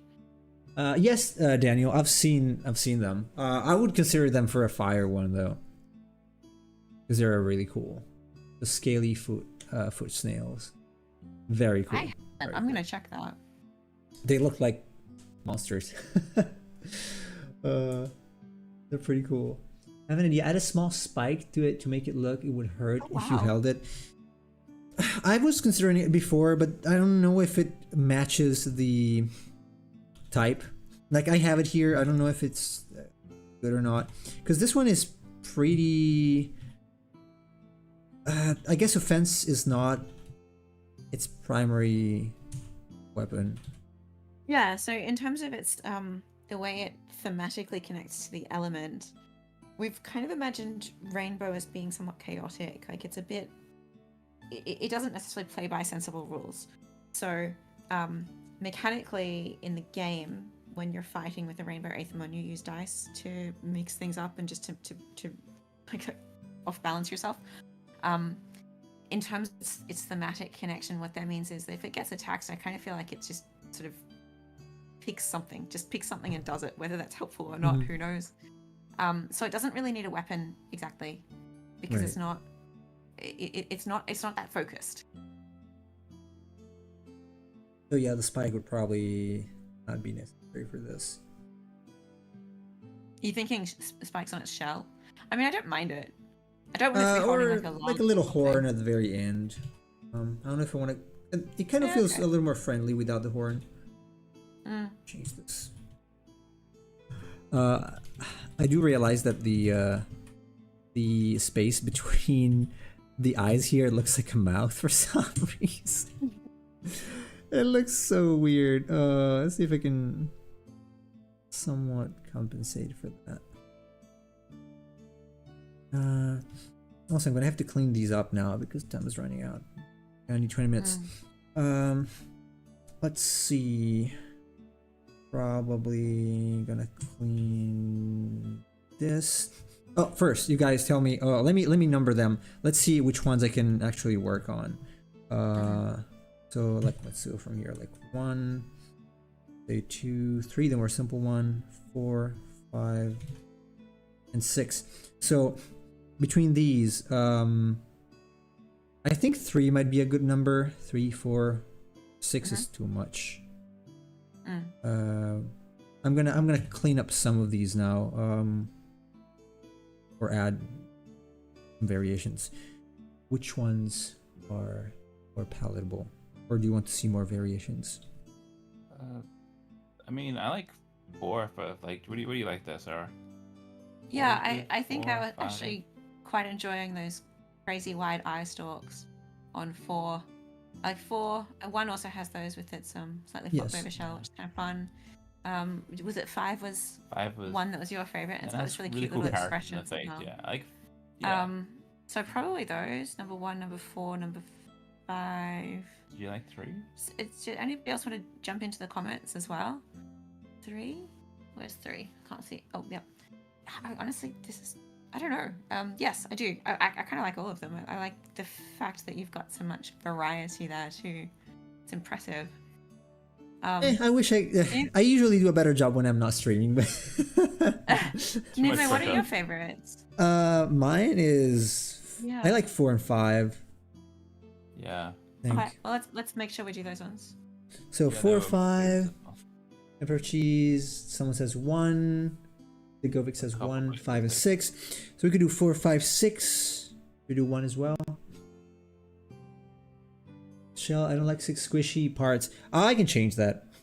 Yeah, that's probably the worst part of that one.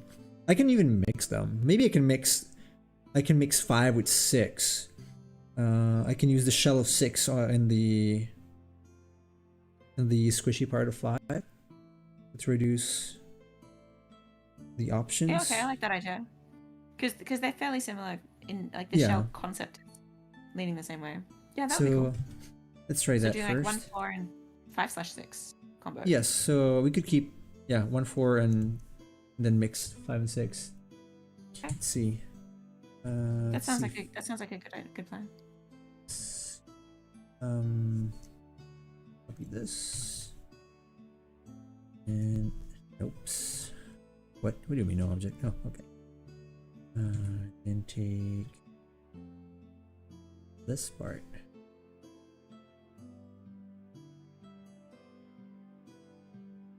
Okay, this is pretty nice.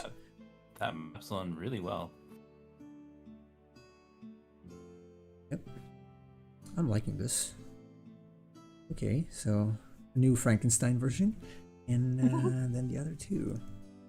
Yeah. Okay, let's copy the. I'll clean them up real quick, and maybe edit. I'm still gonna edit them a little, especially probably one.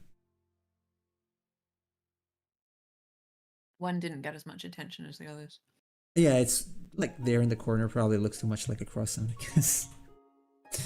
No, I mean, I'm kind of liking that at the moment, just because it's so different from the other shell shapes. It's very alien because it's got the long. Though I have to admit the Frankenstein version is my favorite at the moment. Oh, does it need to face one direction? I guess right.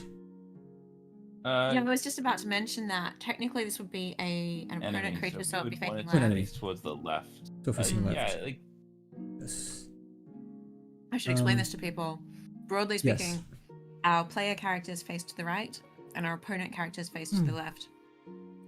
It's going to potentially be tricky if at some point we need to make opponent characters into playable or playable characters into opponent characters. I think we will just end up flipping them.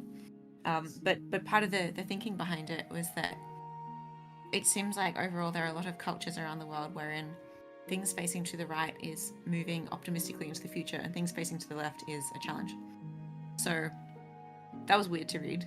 Yeah, but it seems like it's like Mario Brothers. like, you go from left to right. yeah. In Mario Brothers, right? Like that's the way the player moves. And it seems like this can even read comfortably in cultures which read right to left, like top right to bottom left. Yeah, I mean it's interesting with like the exceptions though. Oh, my internet again. The old Final Fantasy games, like the old Final Fantasy games, the players were on the right and fought left, whereas most games go the other way around. So there are exceptions, but it's just about finding something that would feel like something people won't even think of. Like you'll never realize it, you'll never think about it. But yeah, the result is that in this being an opponent creature, would probably want it facing left. I'm gonna have to mirror these. Oh yeah, Ahmed. How are you doing? Welcome back. Huh, the Govik likes the croissant shell. Nice. Yeah, I think I've got fond of it too. Il est délicieux. C'est très bon. Do you speak French? A little bit. I understand French. I used to speak French because we're very close to friends, and we studied French until what would be 8th grade, I guess, until the end of middle school, basically. Here, so yes, it was much better, obviously, before, but I can understand it. Which do you speak? So be it Italian, English, understanding Japanese, French, Japanese, understand French, Spanish extras? a little bit. Wow. Not very well though. I can communicate to a degree, but not very well. I understand it because it's very similar to Italian. So, and I lived there for 2 years when I was a child, because my father was working in Spain. So now I won't know how a vote with these three go up. Don't let others decide. Sure. I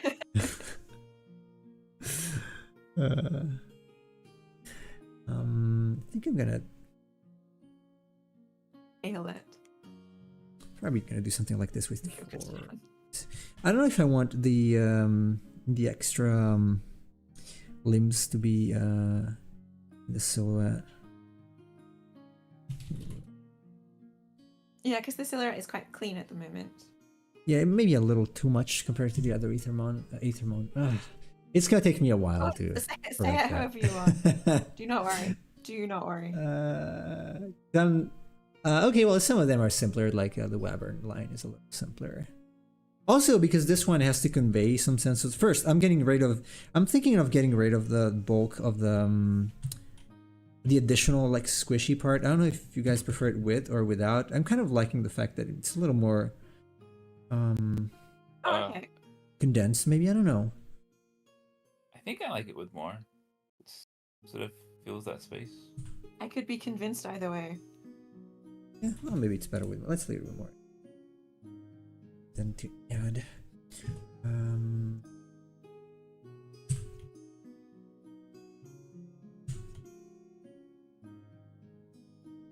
I'm not going to add. I think I'm not going to add the ink part here. It's gonna be a Yeah, color I thing, think so so. the color. So I can just add the difference in color when I do that. So, oops, which might make this look a little simpler. I am going to add the facets though to these two and not the croissant. It can be with or without. Maybe I'll just add it to one. Honestly, I do like this one with the facets. This one might even need Kind of them. simple and nice. Yeah, it's simple. This one is simpler. Okay. I also think it's a good idea to give some options that are, I wouldn't say wildly different, but somewhat different Yeah. in style. But right now, yeah, this one also feels a little more like tier 3 to me. So I just did a doodle of a snail with a shell. You mean shell? Just a box, a cardboard box shell. Inspired. I want to add. I'm gonna add a bit of a rim to this because it feels Fancy. at this point it's basically just tracing, but fixing tracing. I'm curious with this, when you get to this point though, because you've got quite a sort of like a semi-realistic approach to your drawing when you're not working in this style. Yes. Do you find it's a challenge to translate that to the much more simplistic and almost streamlined Sugimori kind of art style that we're working with here? Well, it's quicker because when I worked on the angry Pokemon, especially Charizard, it took a long time to do all those scales and details. So not really, no. No, because this one, it's basically just cleaning up. If anything, they look a little, without the color and rendering, at this stage, I feel like, because of how I draw, things tend to look a little empty sometimes. But I have to refrain, because these are simpler creatures, I have to refrain from adding a ton of extra detail. So that is a little bit challenging, because I naturally tend to add more things rather than less. So. I suppose especially at the tier 3 level. Oh yeah, the tier 3 in any case, it's my favorite because I can at least add a little more detail. I find it difficult. It's I think it's true for everything, because they're so or for any kind of drawing that's more simple, because they're so simple. It's way more important. What you leave out is way more important than what you put in. So it's not easy to know exactly what you have to leave out, not to make it look empty, and at the same time make it look appealing. Yeah. So that is challenging for sure. I want this to go. Maybe it doesn't have a normal type of about. Yeah, that looks really good. That looks a really little more good. I like that. geometric. So who's the original founder of Aethermon? That would be Chris. I mean, it's really both of us. Sarah got in on like week 2. That's true. I was there before the name Aethermon existed. Oh, wait, no. Did it exist? The name already existed. Did it? Okay, it might have been about the same time. Before any of the actual Aethermon existed. Sarah just basically chimed in and was like, hey, I can create a world for this. So I had to write a couple of stories. But Chris was the one who came up with the concept, who decided that it would be like basically the world needs a sort of Pokemon-esque board game experience that's actually really satisfying. It does. Like I mean, I love Pokemon. Or at least I love what Pokemon used to be, and I love board games. So I want to find something that puts them together. That's great. Aethermon Collect is not that. It is not the grand JRPG on a tabletop game that I have a passion for creating. But I really love this small game. But I'm hoping probably this time next year, or maybe in about 14 months. In 14 months is the goal to have the Aethermon Ascent, the much more ambitious game bigger game out. now. So. And then the 14 video months sounds like game, and the anime, And then the video game. and the movie. And the movie. yeah, everything else. Yeah. If only. I want let's see. Who is that actor? I want Jack Black to voice Languravi. That would be so weird. Which is it's a small monkey with a big hulky voice. That would be so weird. I mean, Jack Black is very good at everything he does, so I wouldn't want to say it wouldn't work. that would be a mistake to say it wouldn't work. Yeah, it's gonna be like they did for Mario. So Yeah, that was so well cast, that movie. Showed how completely illogical it was, and yet it stuck completely. to its rules. They knew what they were doing. Oh yeah, they put everything from the Mario quite games in that movie. Yeah. Literally everything. Emperor of Cheese. Chris is the mind behind its creation, but it's now a collaborative effort. Yes, that's a really good description. And thank you. There is a lot of passion we've put into this. All of us. It's actually so cool to be opening this up to other people to start playing in this world. Like it's not like this is the first time we've shown off, because we did go to PAX Oz last year, and we took Aethermon Ascent, but it was then called Aethermon Tower of Darkness, and we took that and had some really lovely feedback from people.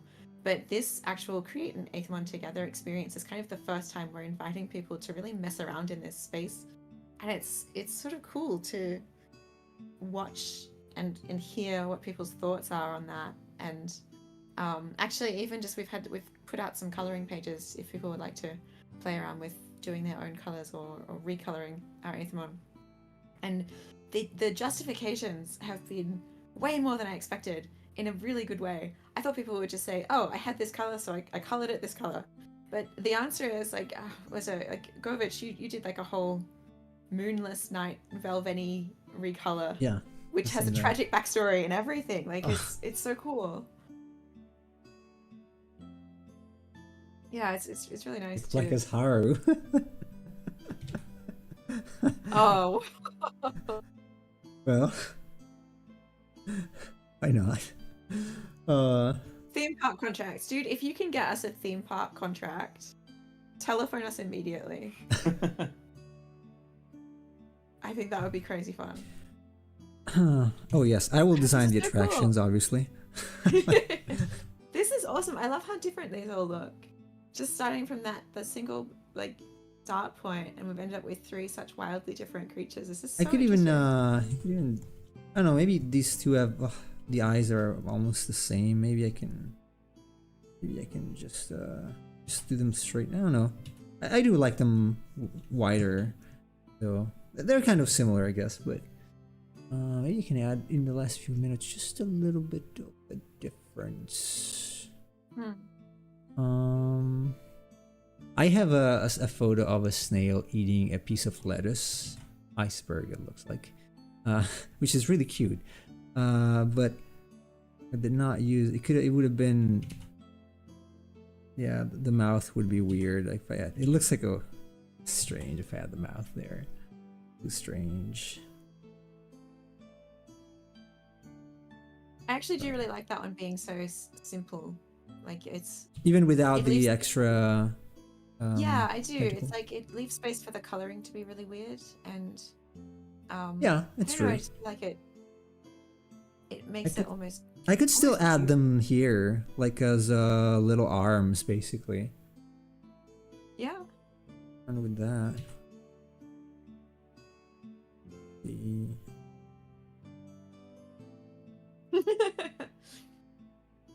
oh, look at me, look at tiny arms. I love the completely insane proportions this means. Like its neck and head is so huge, its arms are so baby. Even the mouth here. No, that would be very strange. I don't know if you allow that. I don't know. I think I prefer it without the mouth. I like it being like without arms. yeah, like without the mouth certainly. Because it feels more I need to unknowable. adjust this. So this is gonna be here, and we're about to close.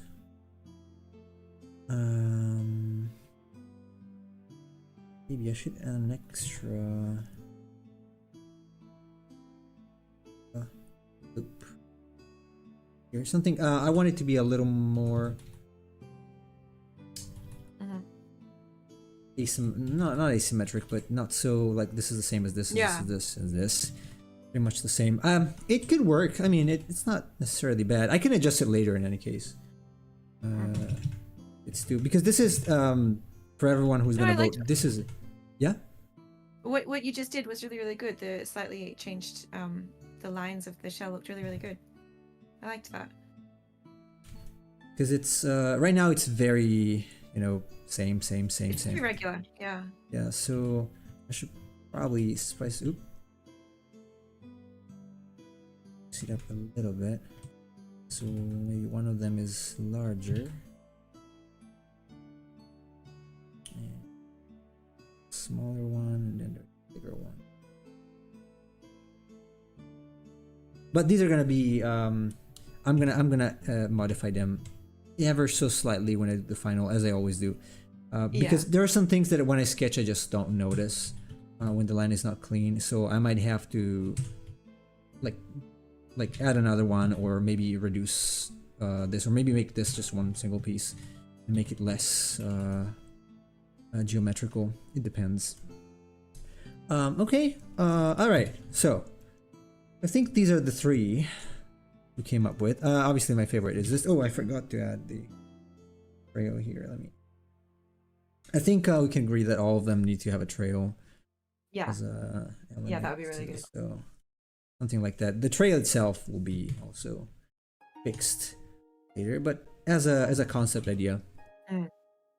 Stick the mouth on the shell. Okay. There you go. That's pretty crazy. That would be interesting, but probably too whack even for this kind of Aethermon. Aethermon. So that's so weird. That's so cute, but it makes no sense. That is both so cute and so alarming. Should I call them 1, 2, 3 or ABC? ABC. ABC. Okay. Then I'm gonna send you separate. If you need a single image or more, just let me know. A single image would be really useful because okay, when I'm putting things up on the so you can also say like either like any of these, maybe apart from A, B and C can both be faceted or not. It's not really a problem. So we can mix them. Yeah, you can just write that in the description. I like C, and I should probably, since we're at it, I should probably turn this. I'm so interested to see how people will vote on this. See if people prefer these simpler designs or slightly more. 1B, 3.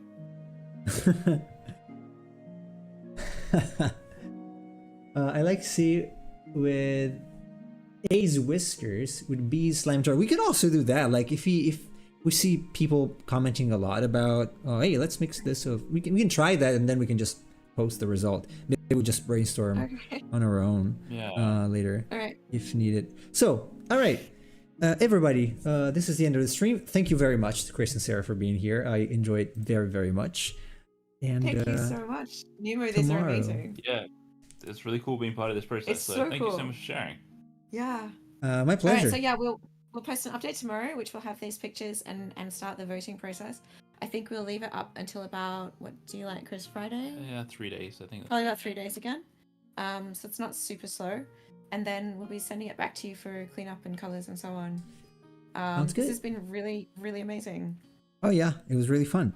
So okay, everybody, you have a good night, afternoon, morning, whatever time it is at your place. And I will be back tomorrow with some dragons. Oh yeah, Smogust. Ooh. All right, see you, everybody. Take All right. care. Bye, everyone. Bye.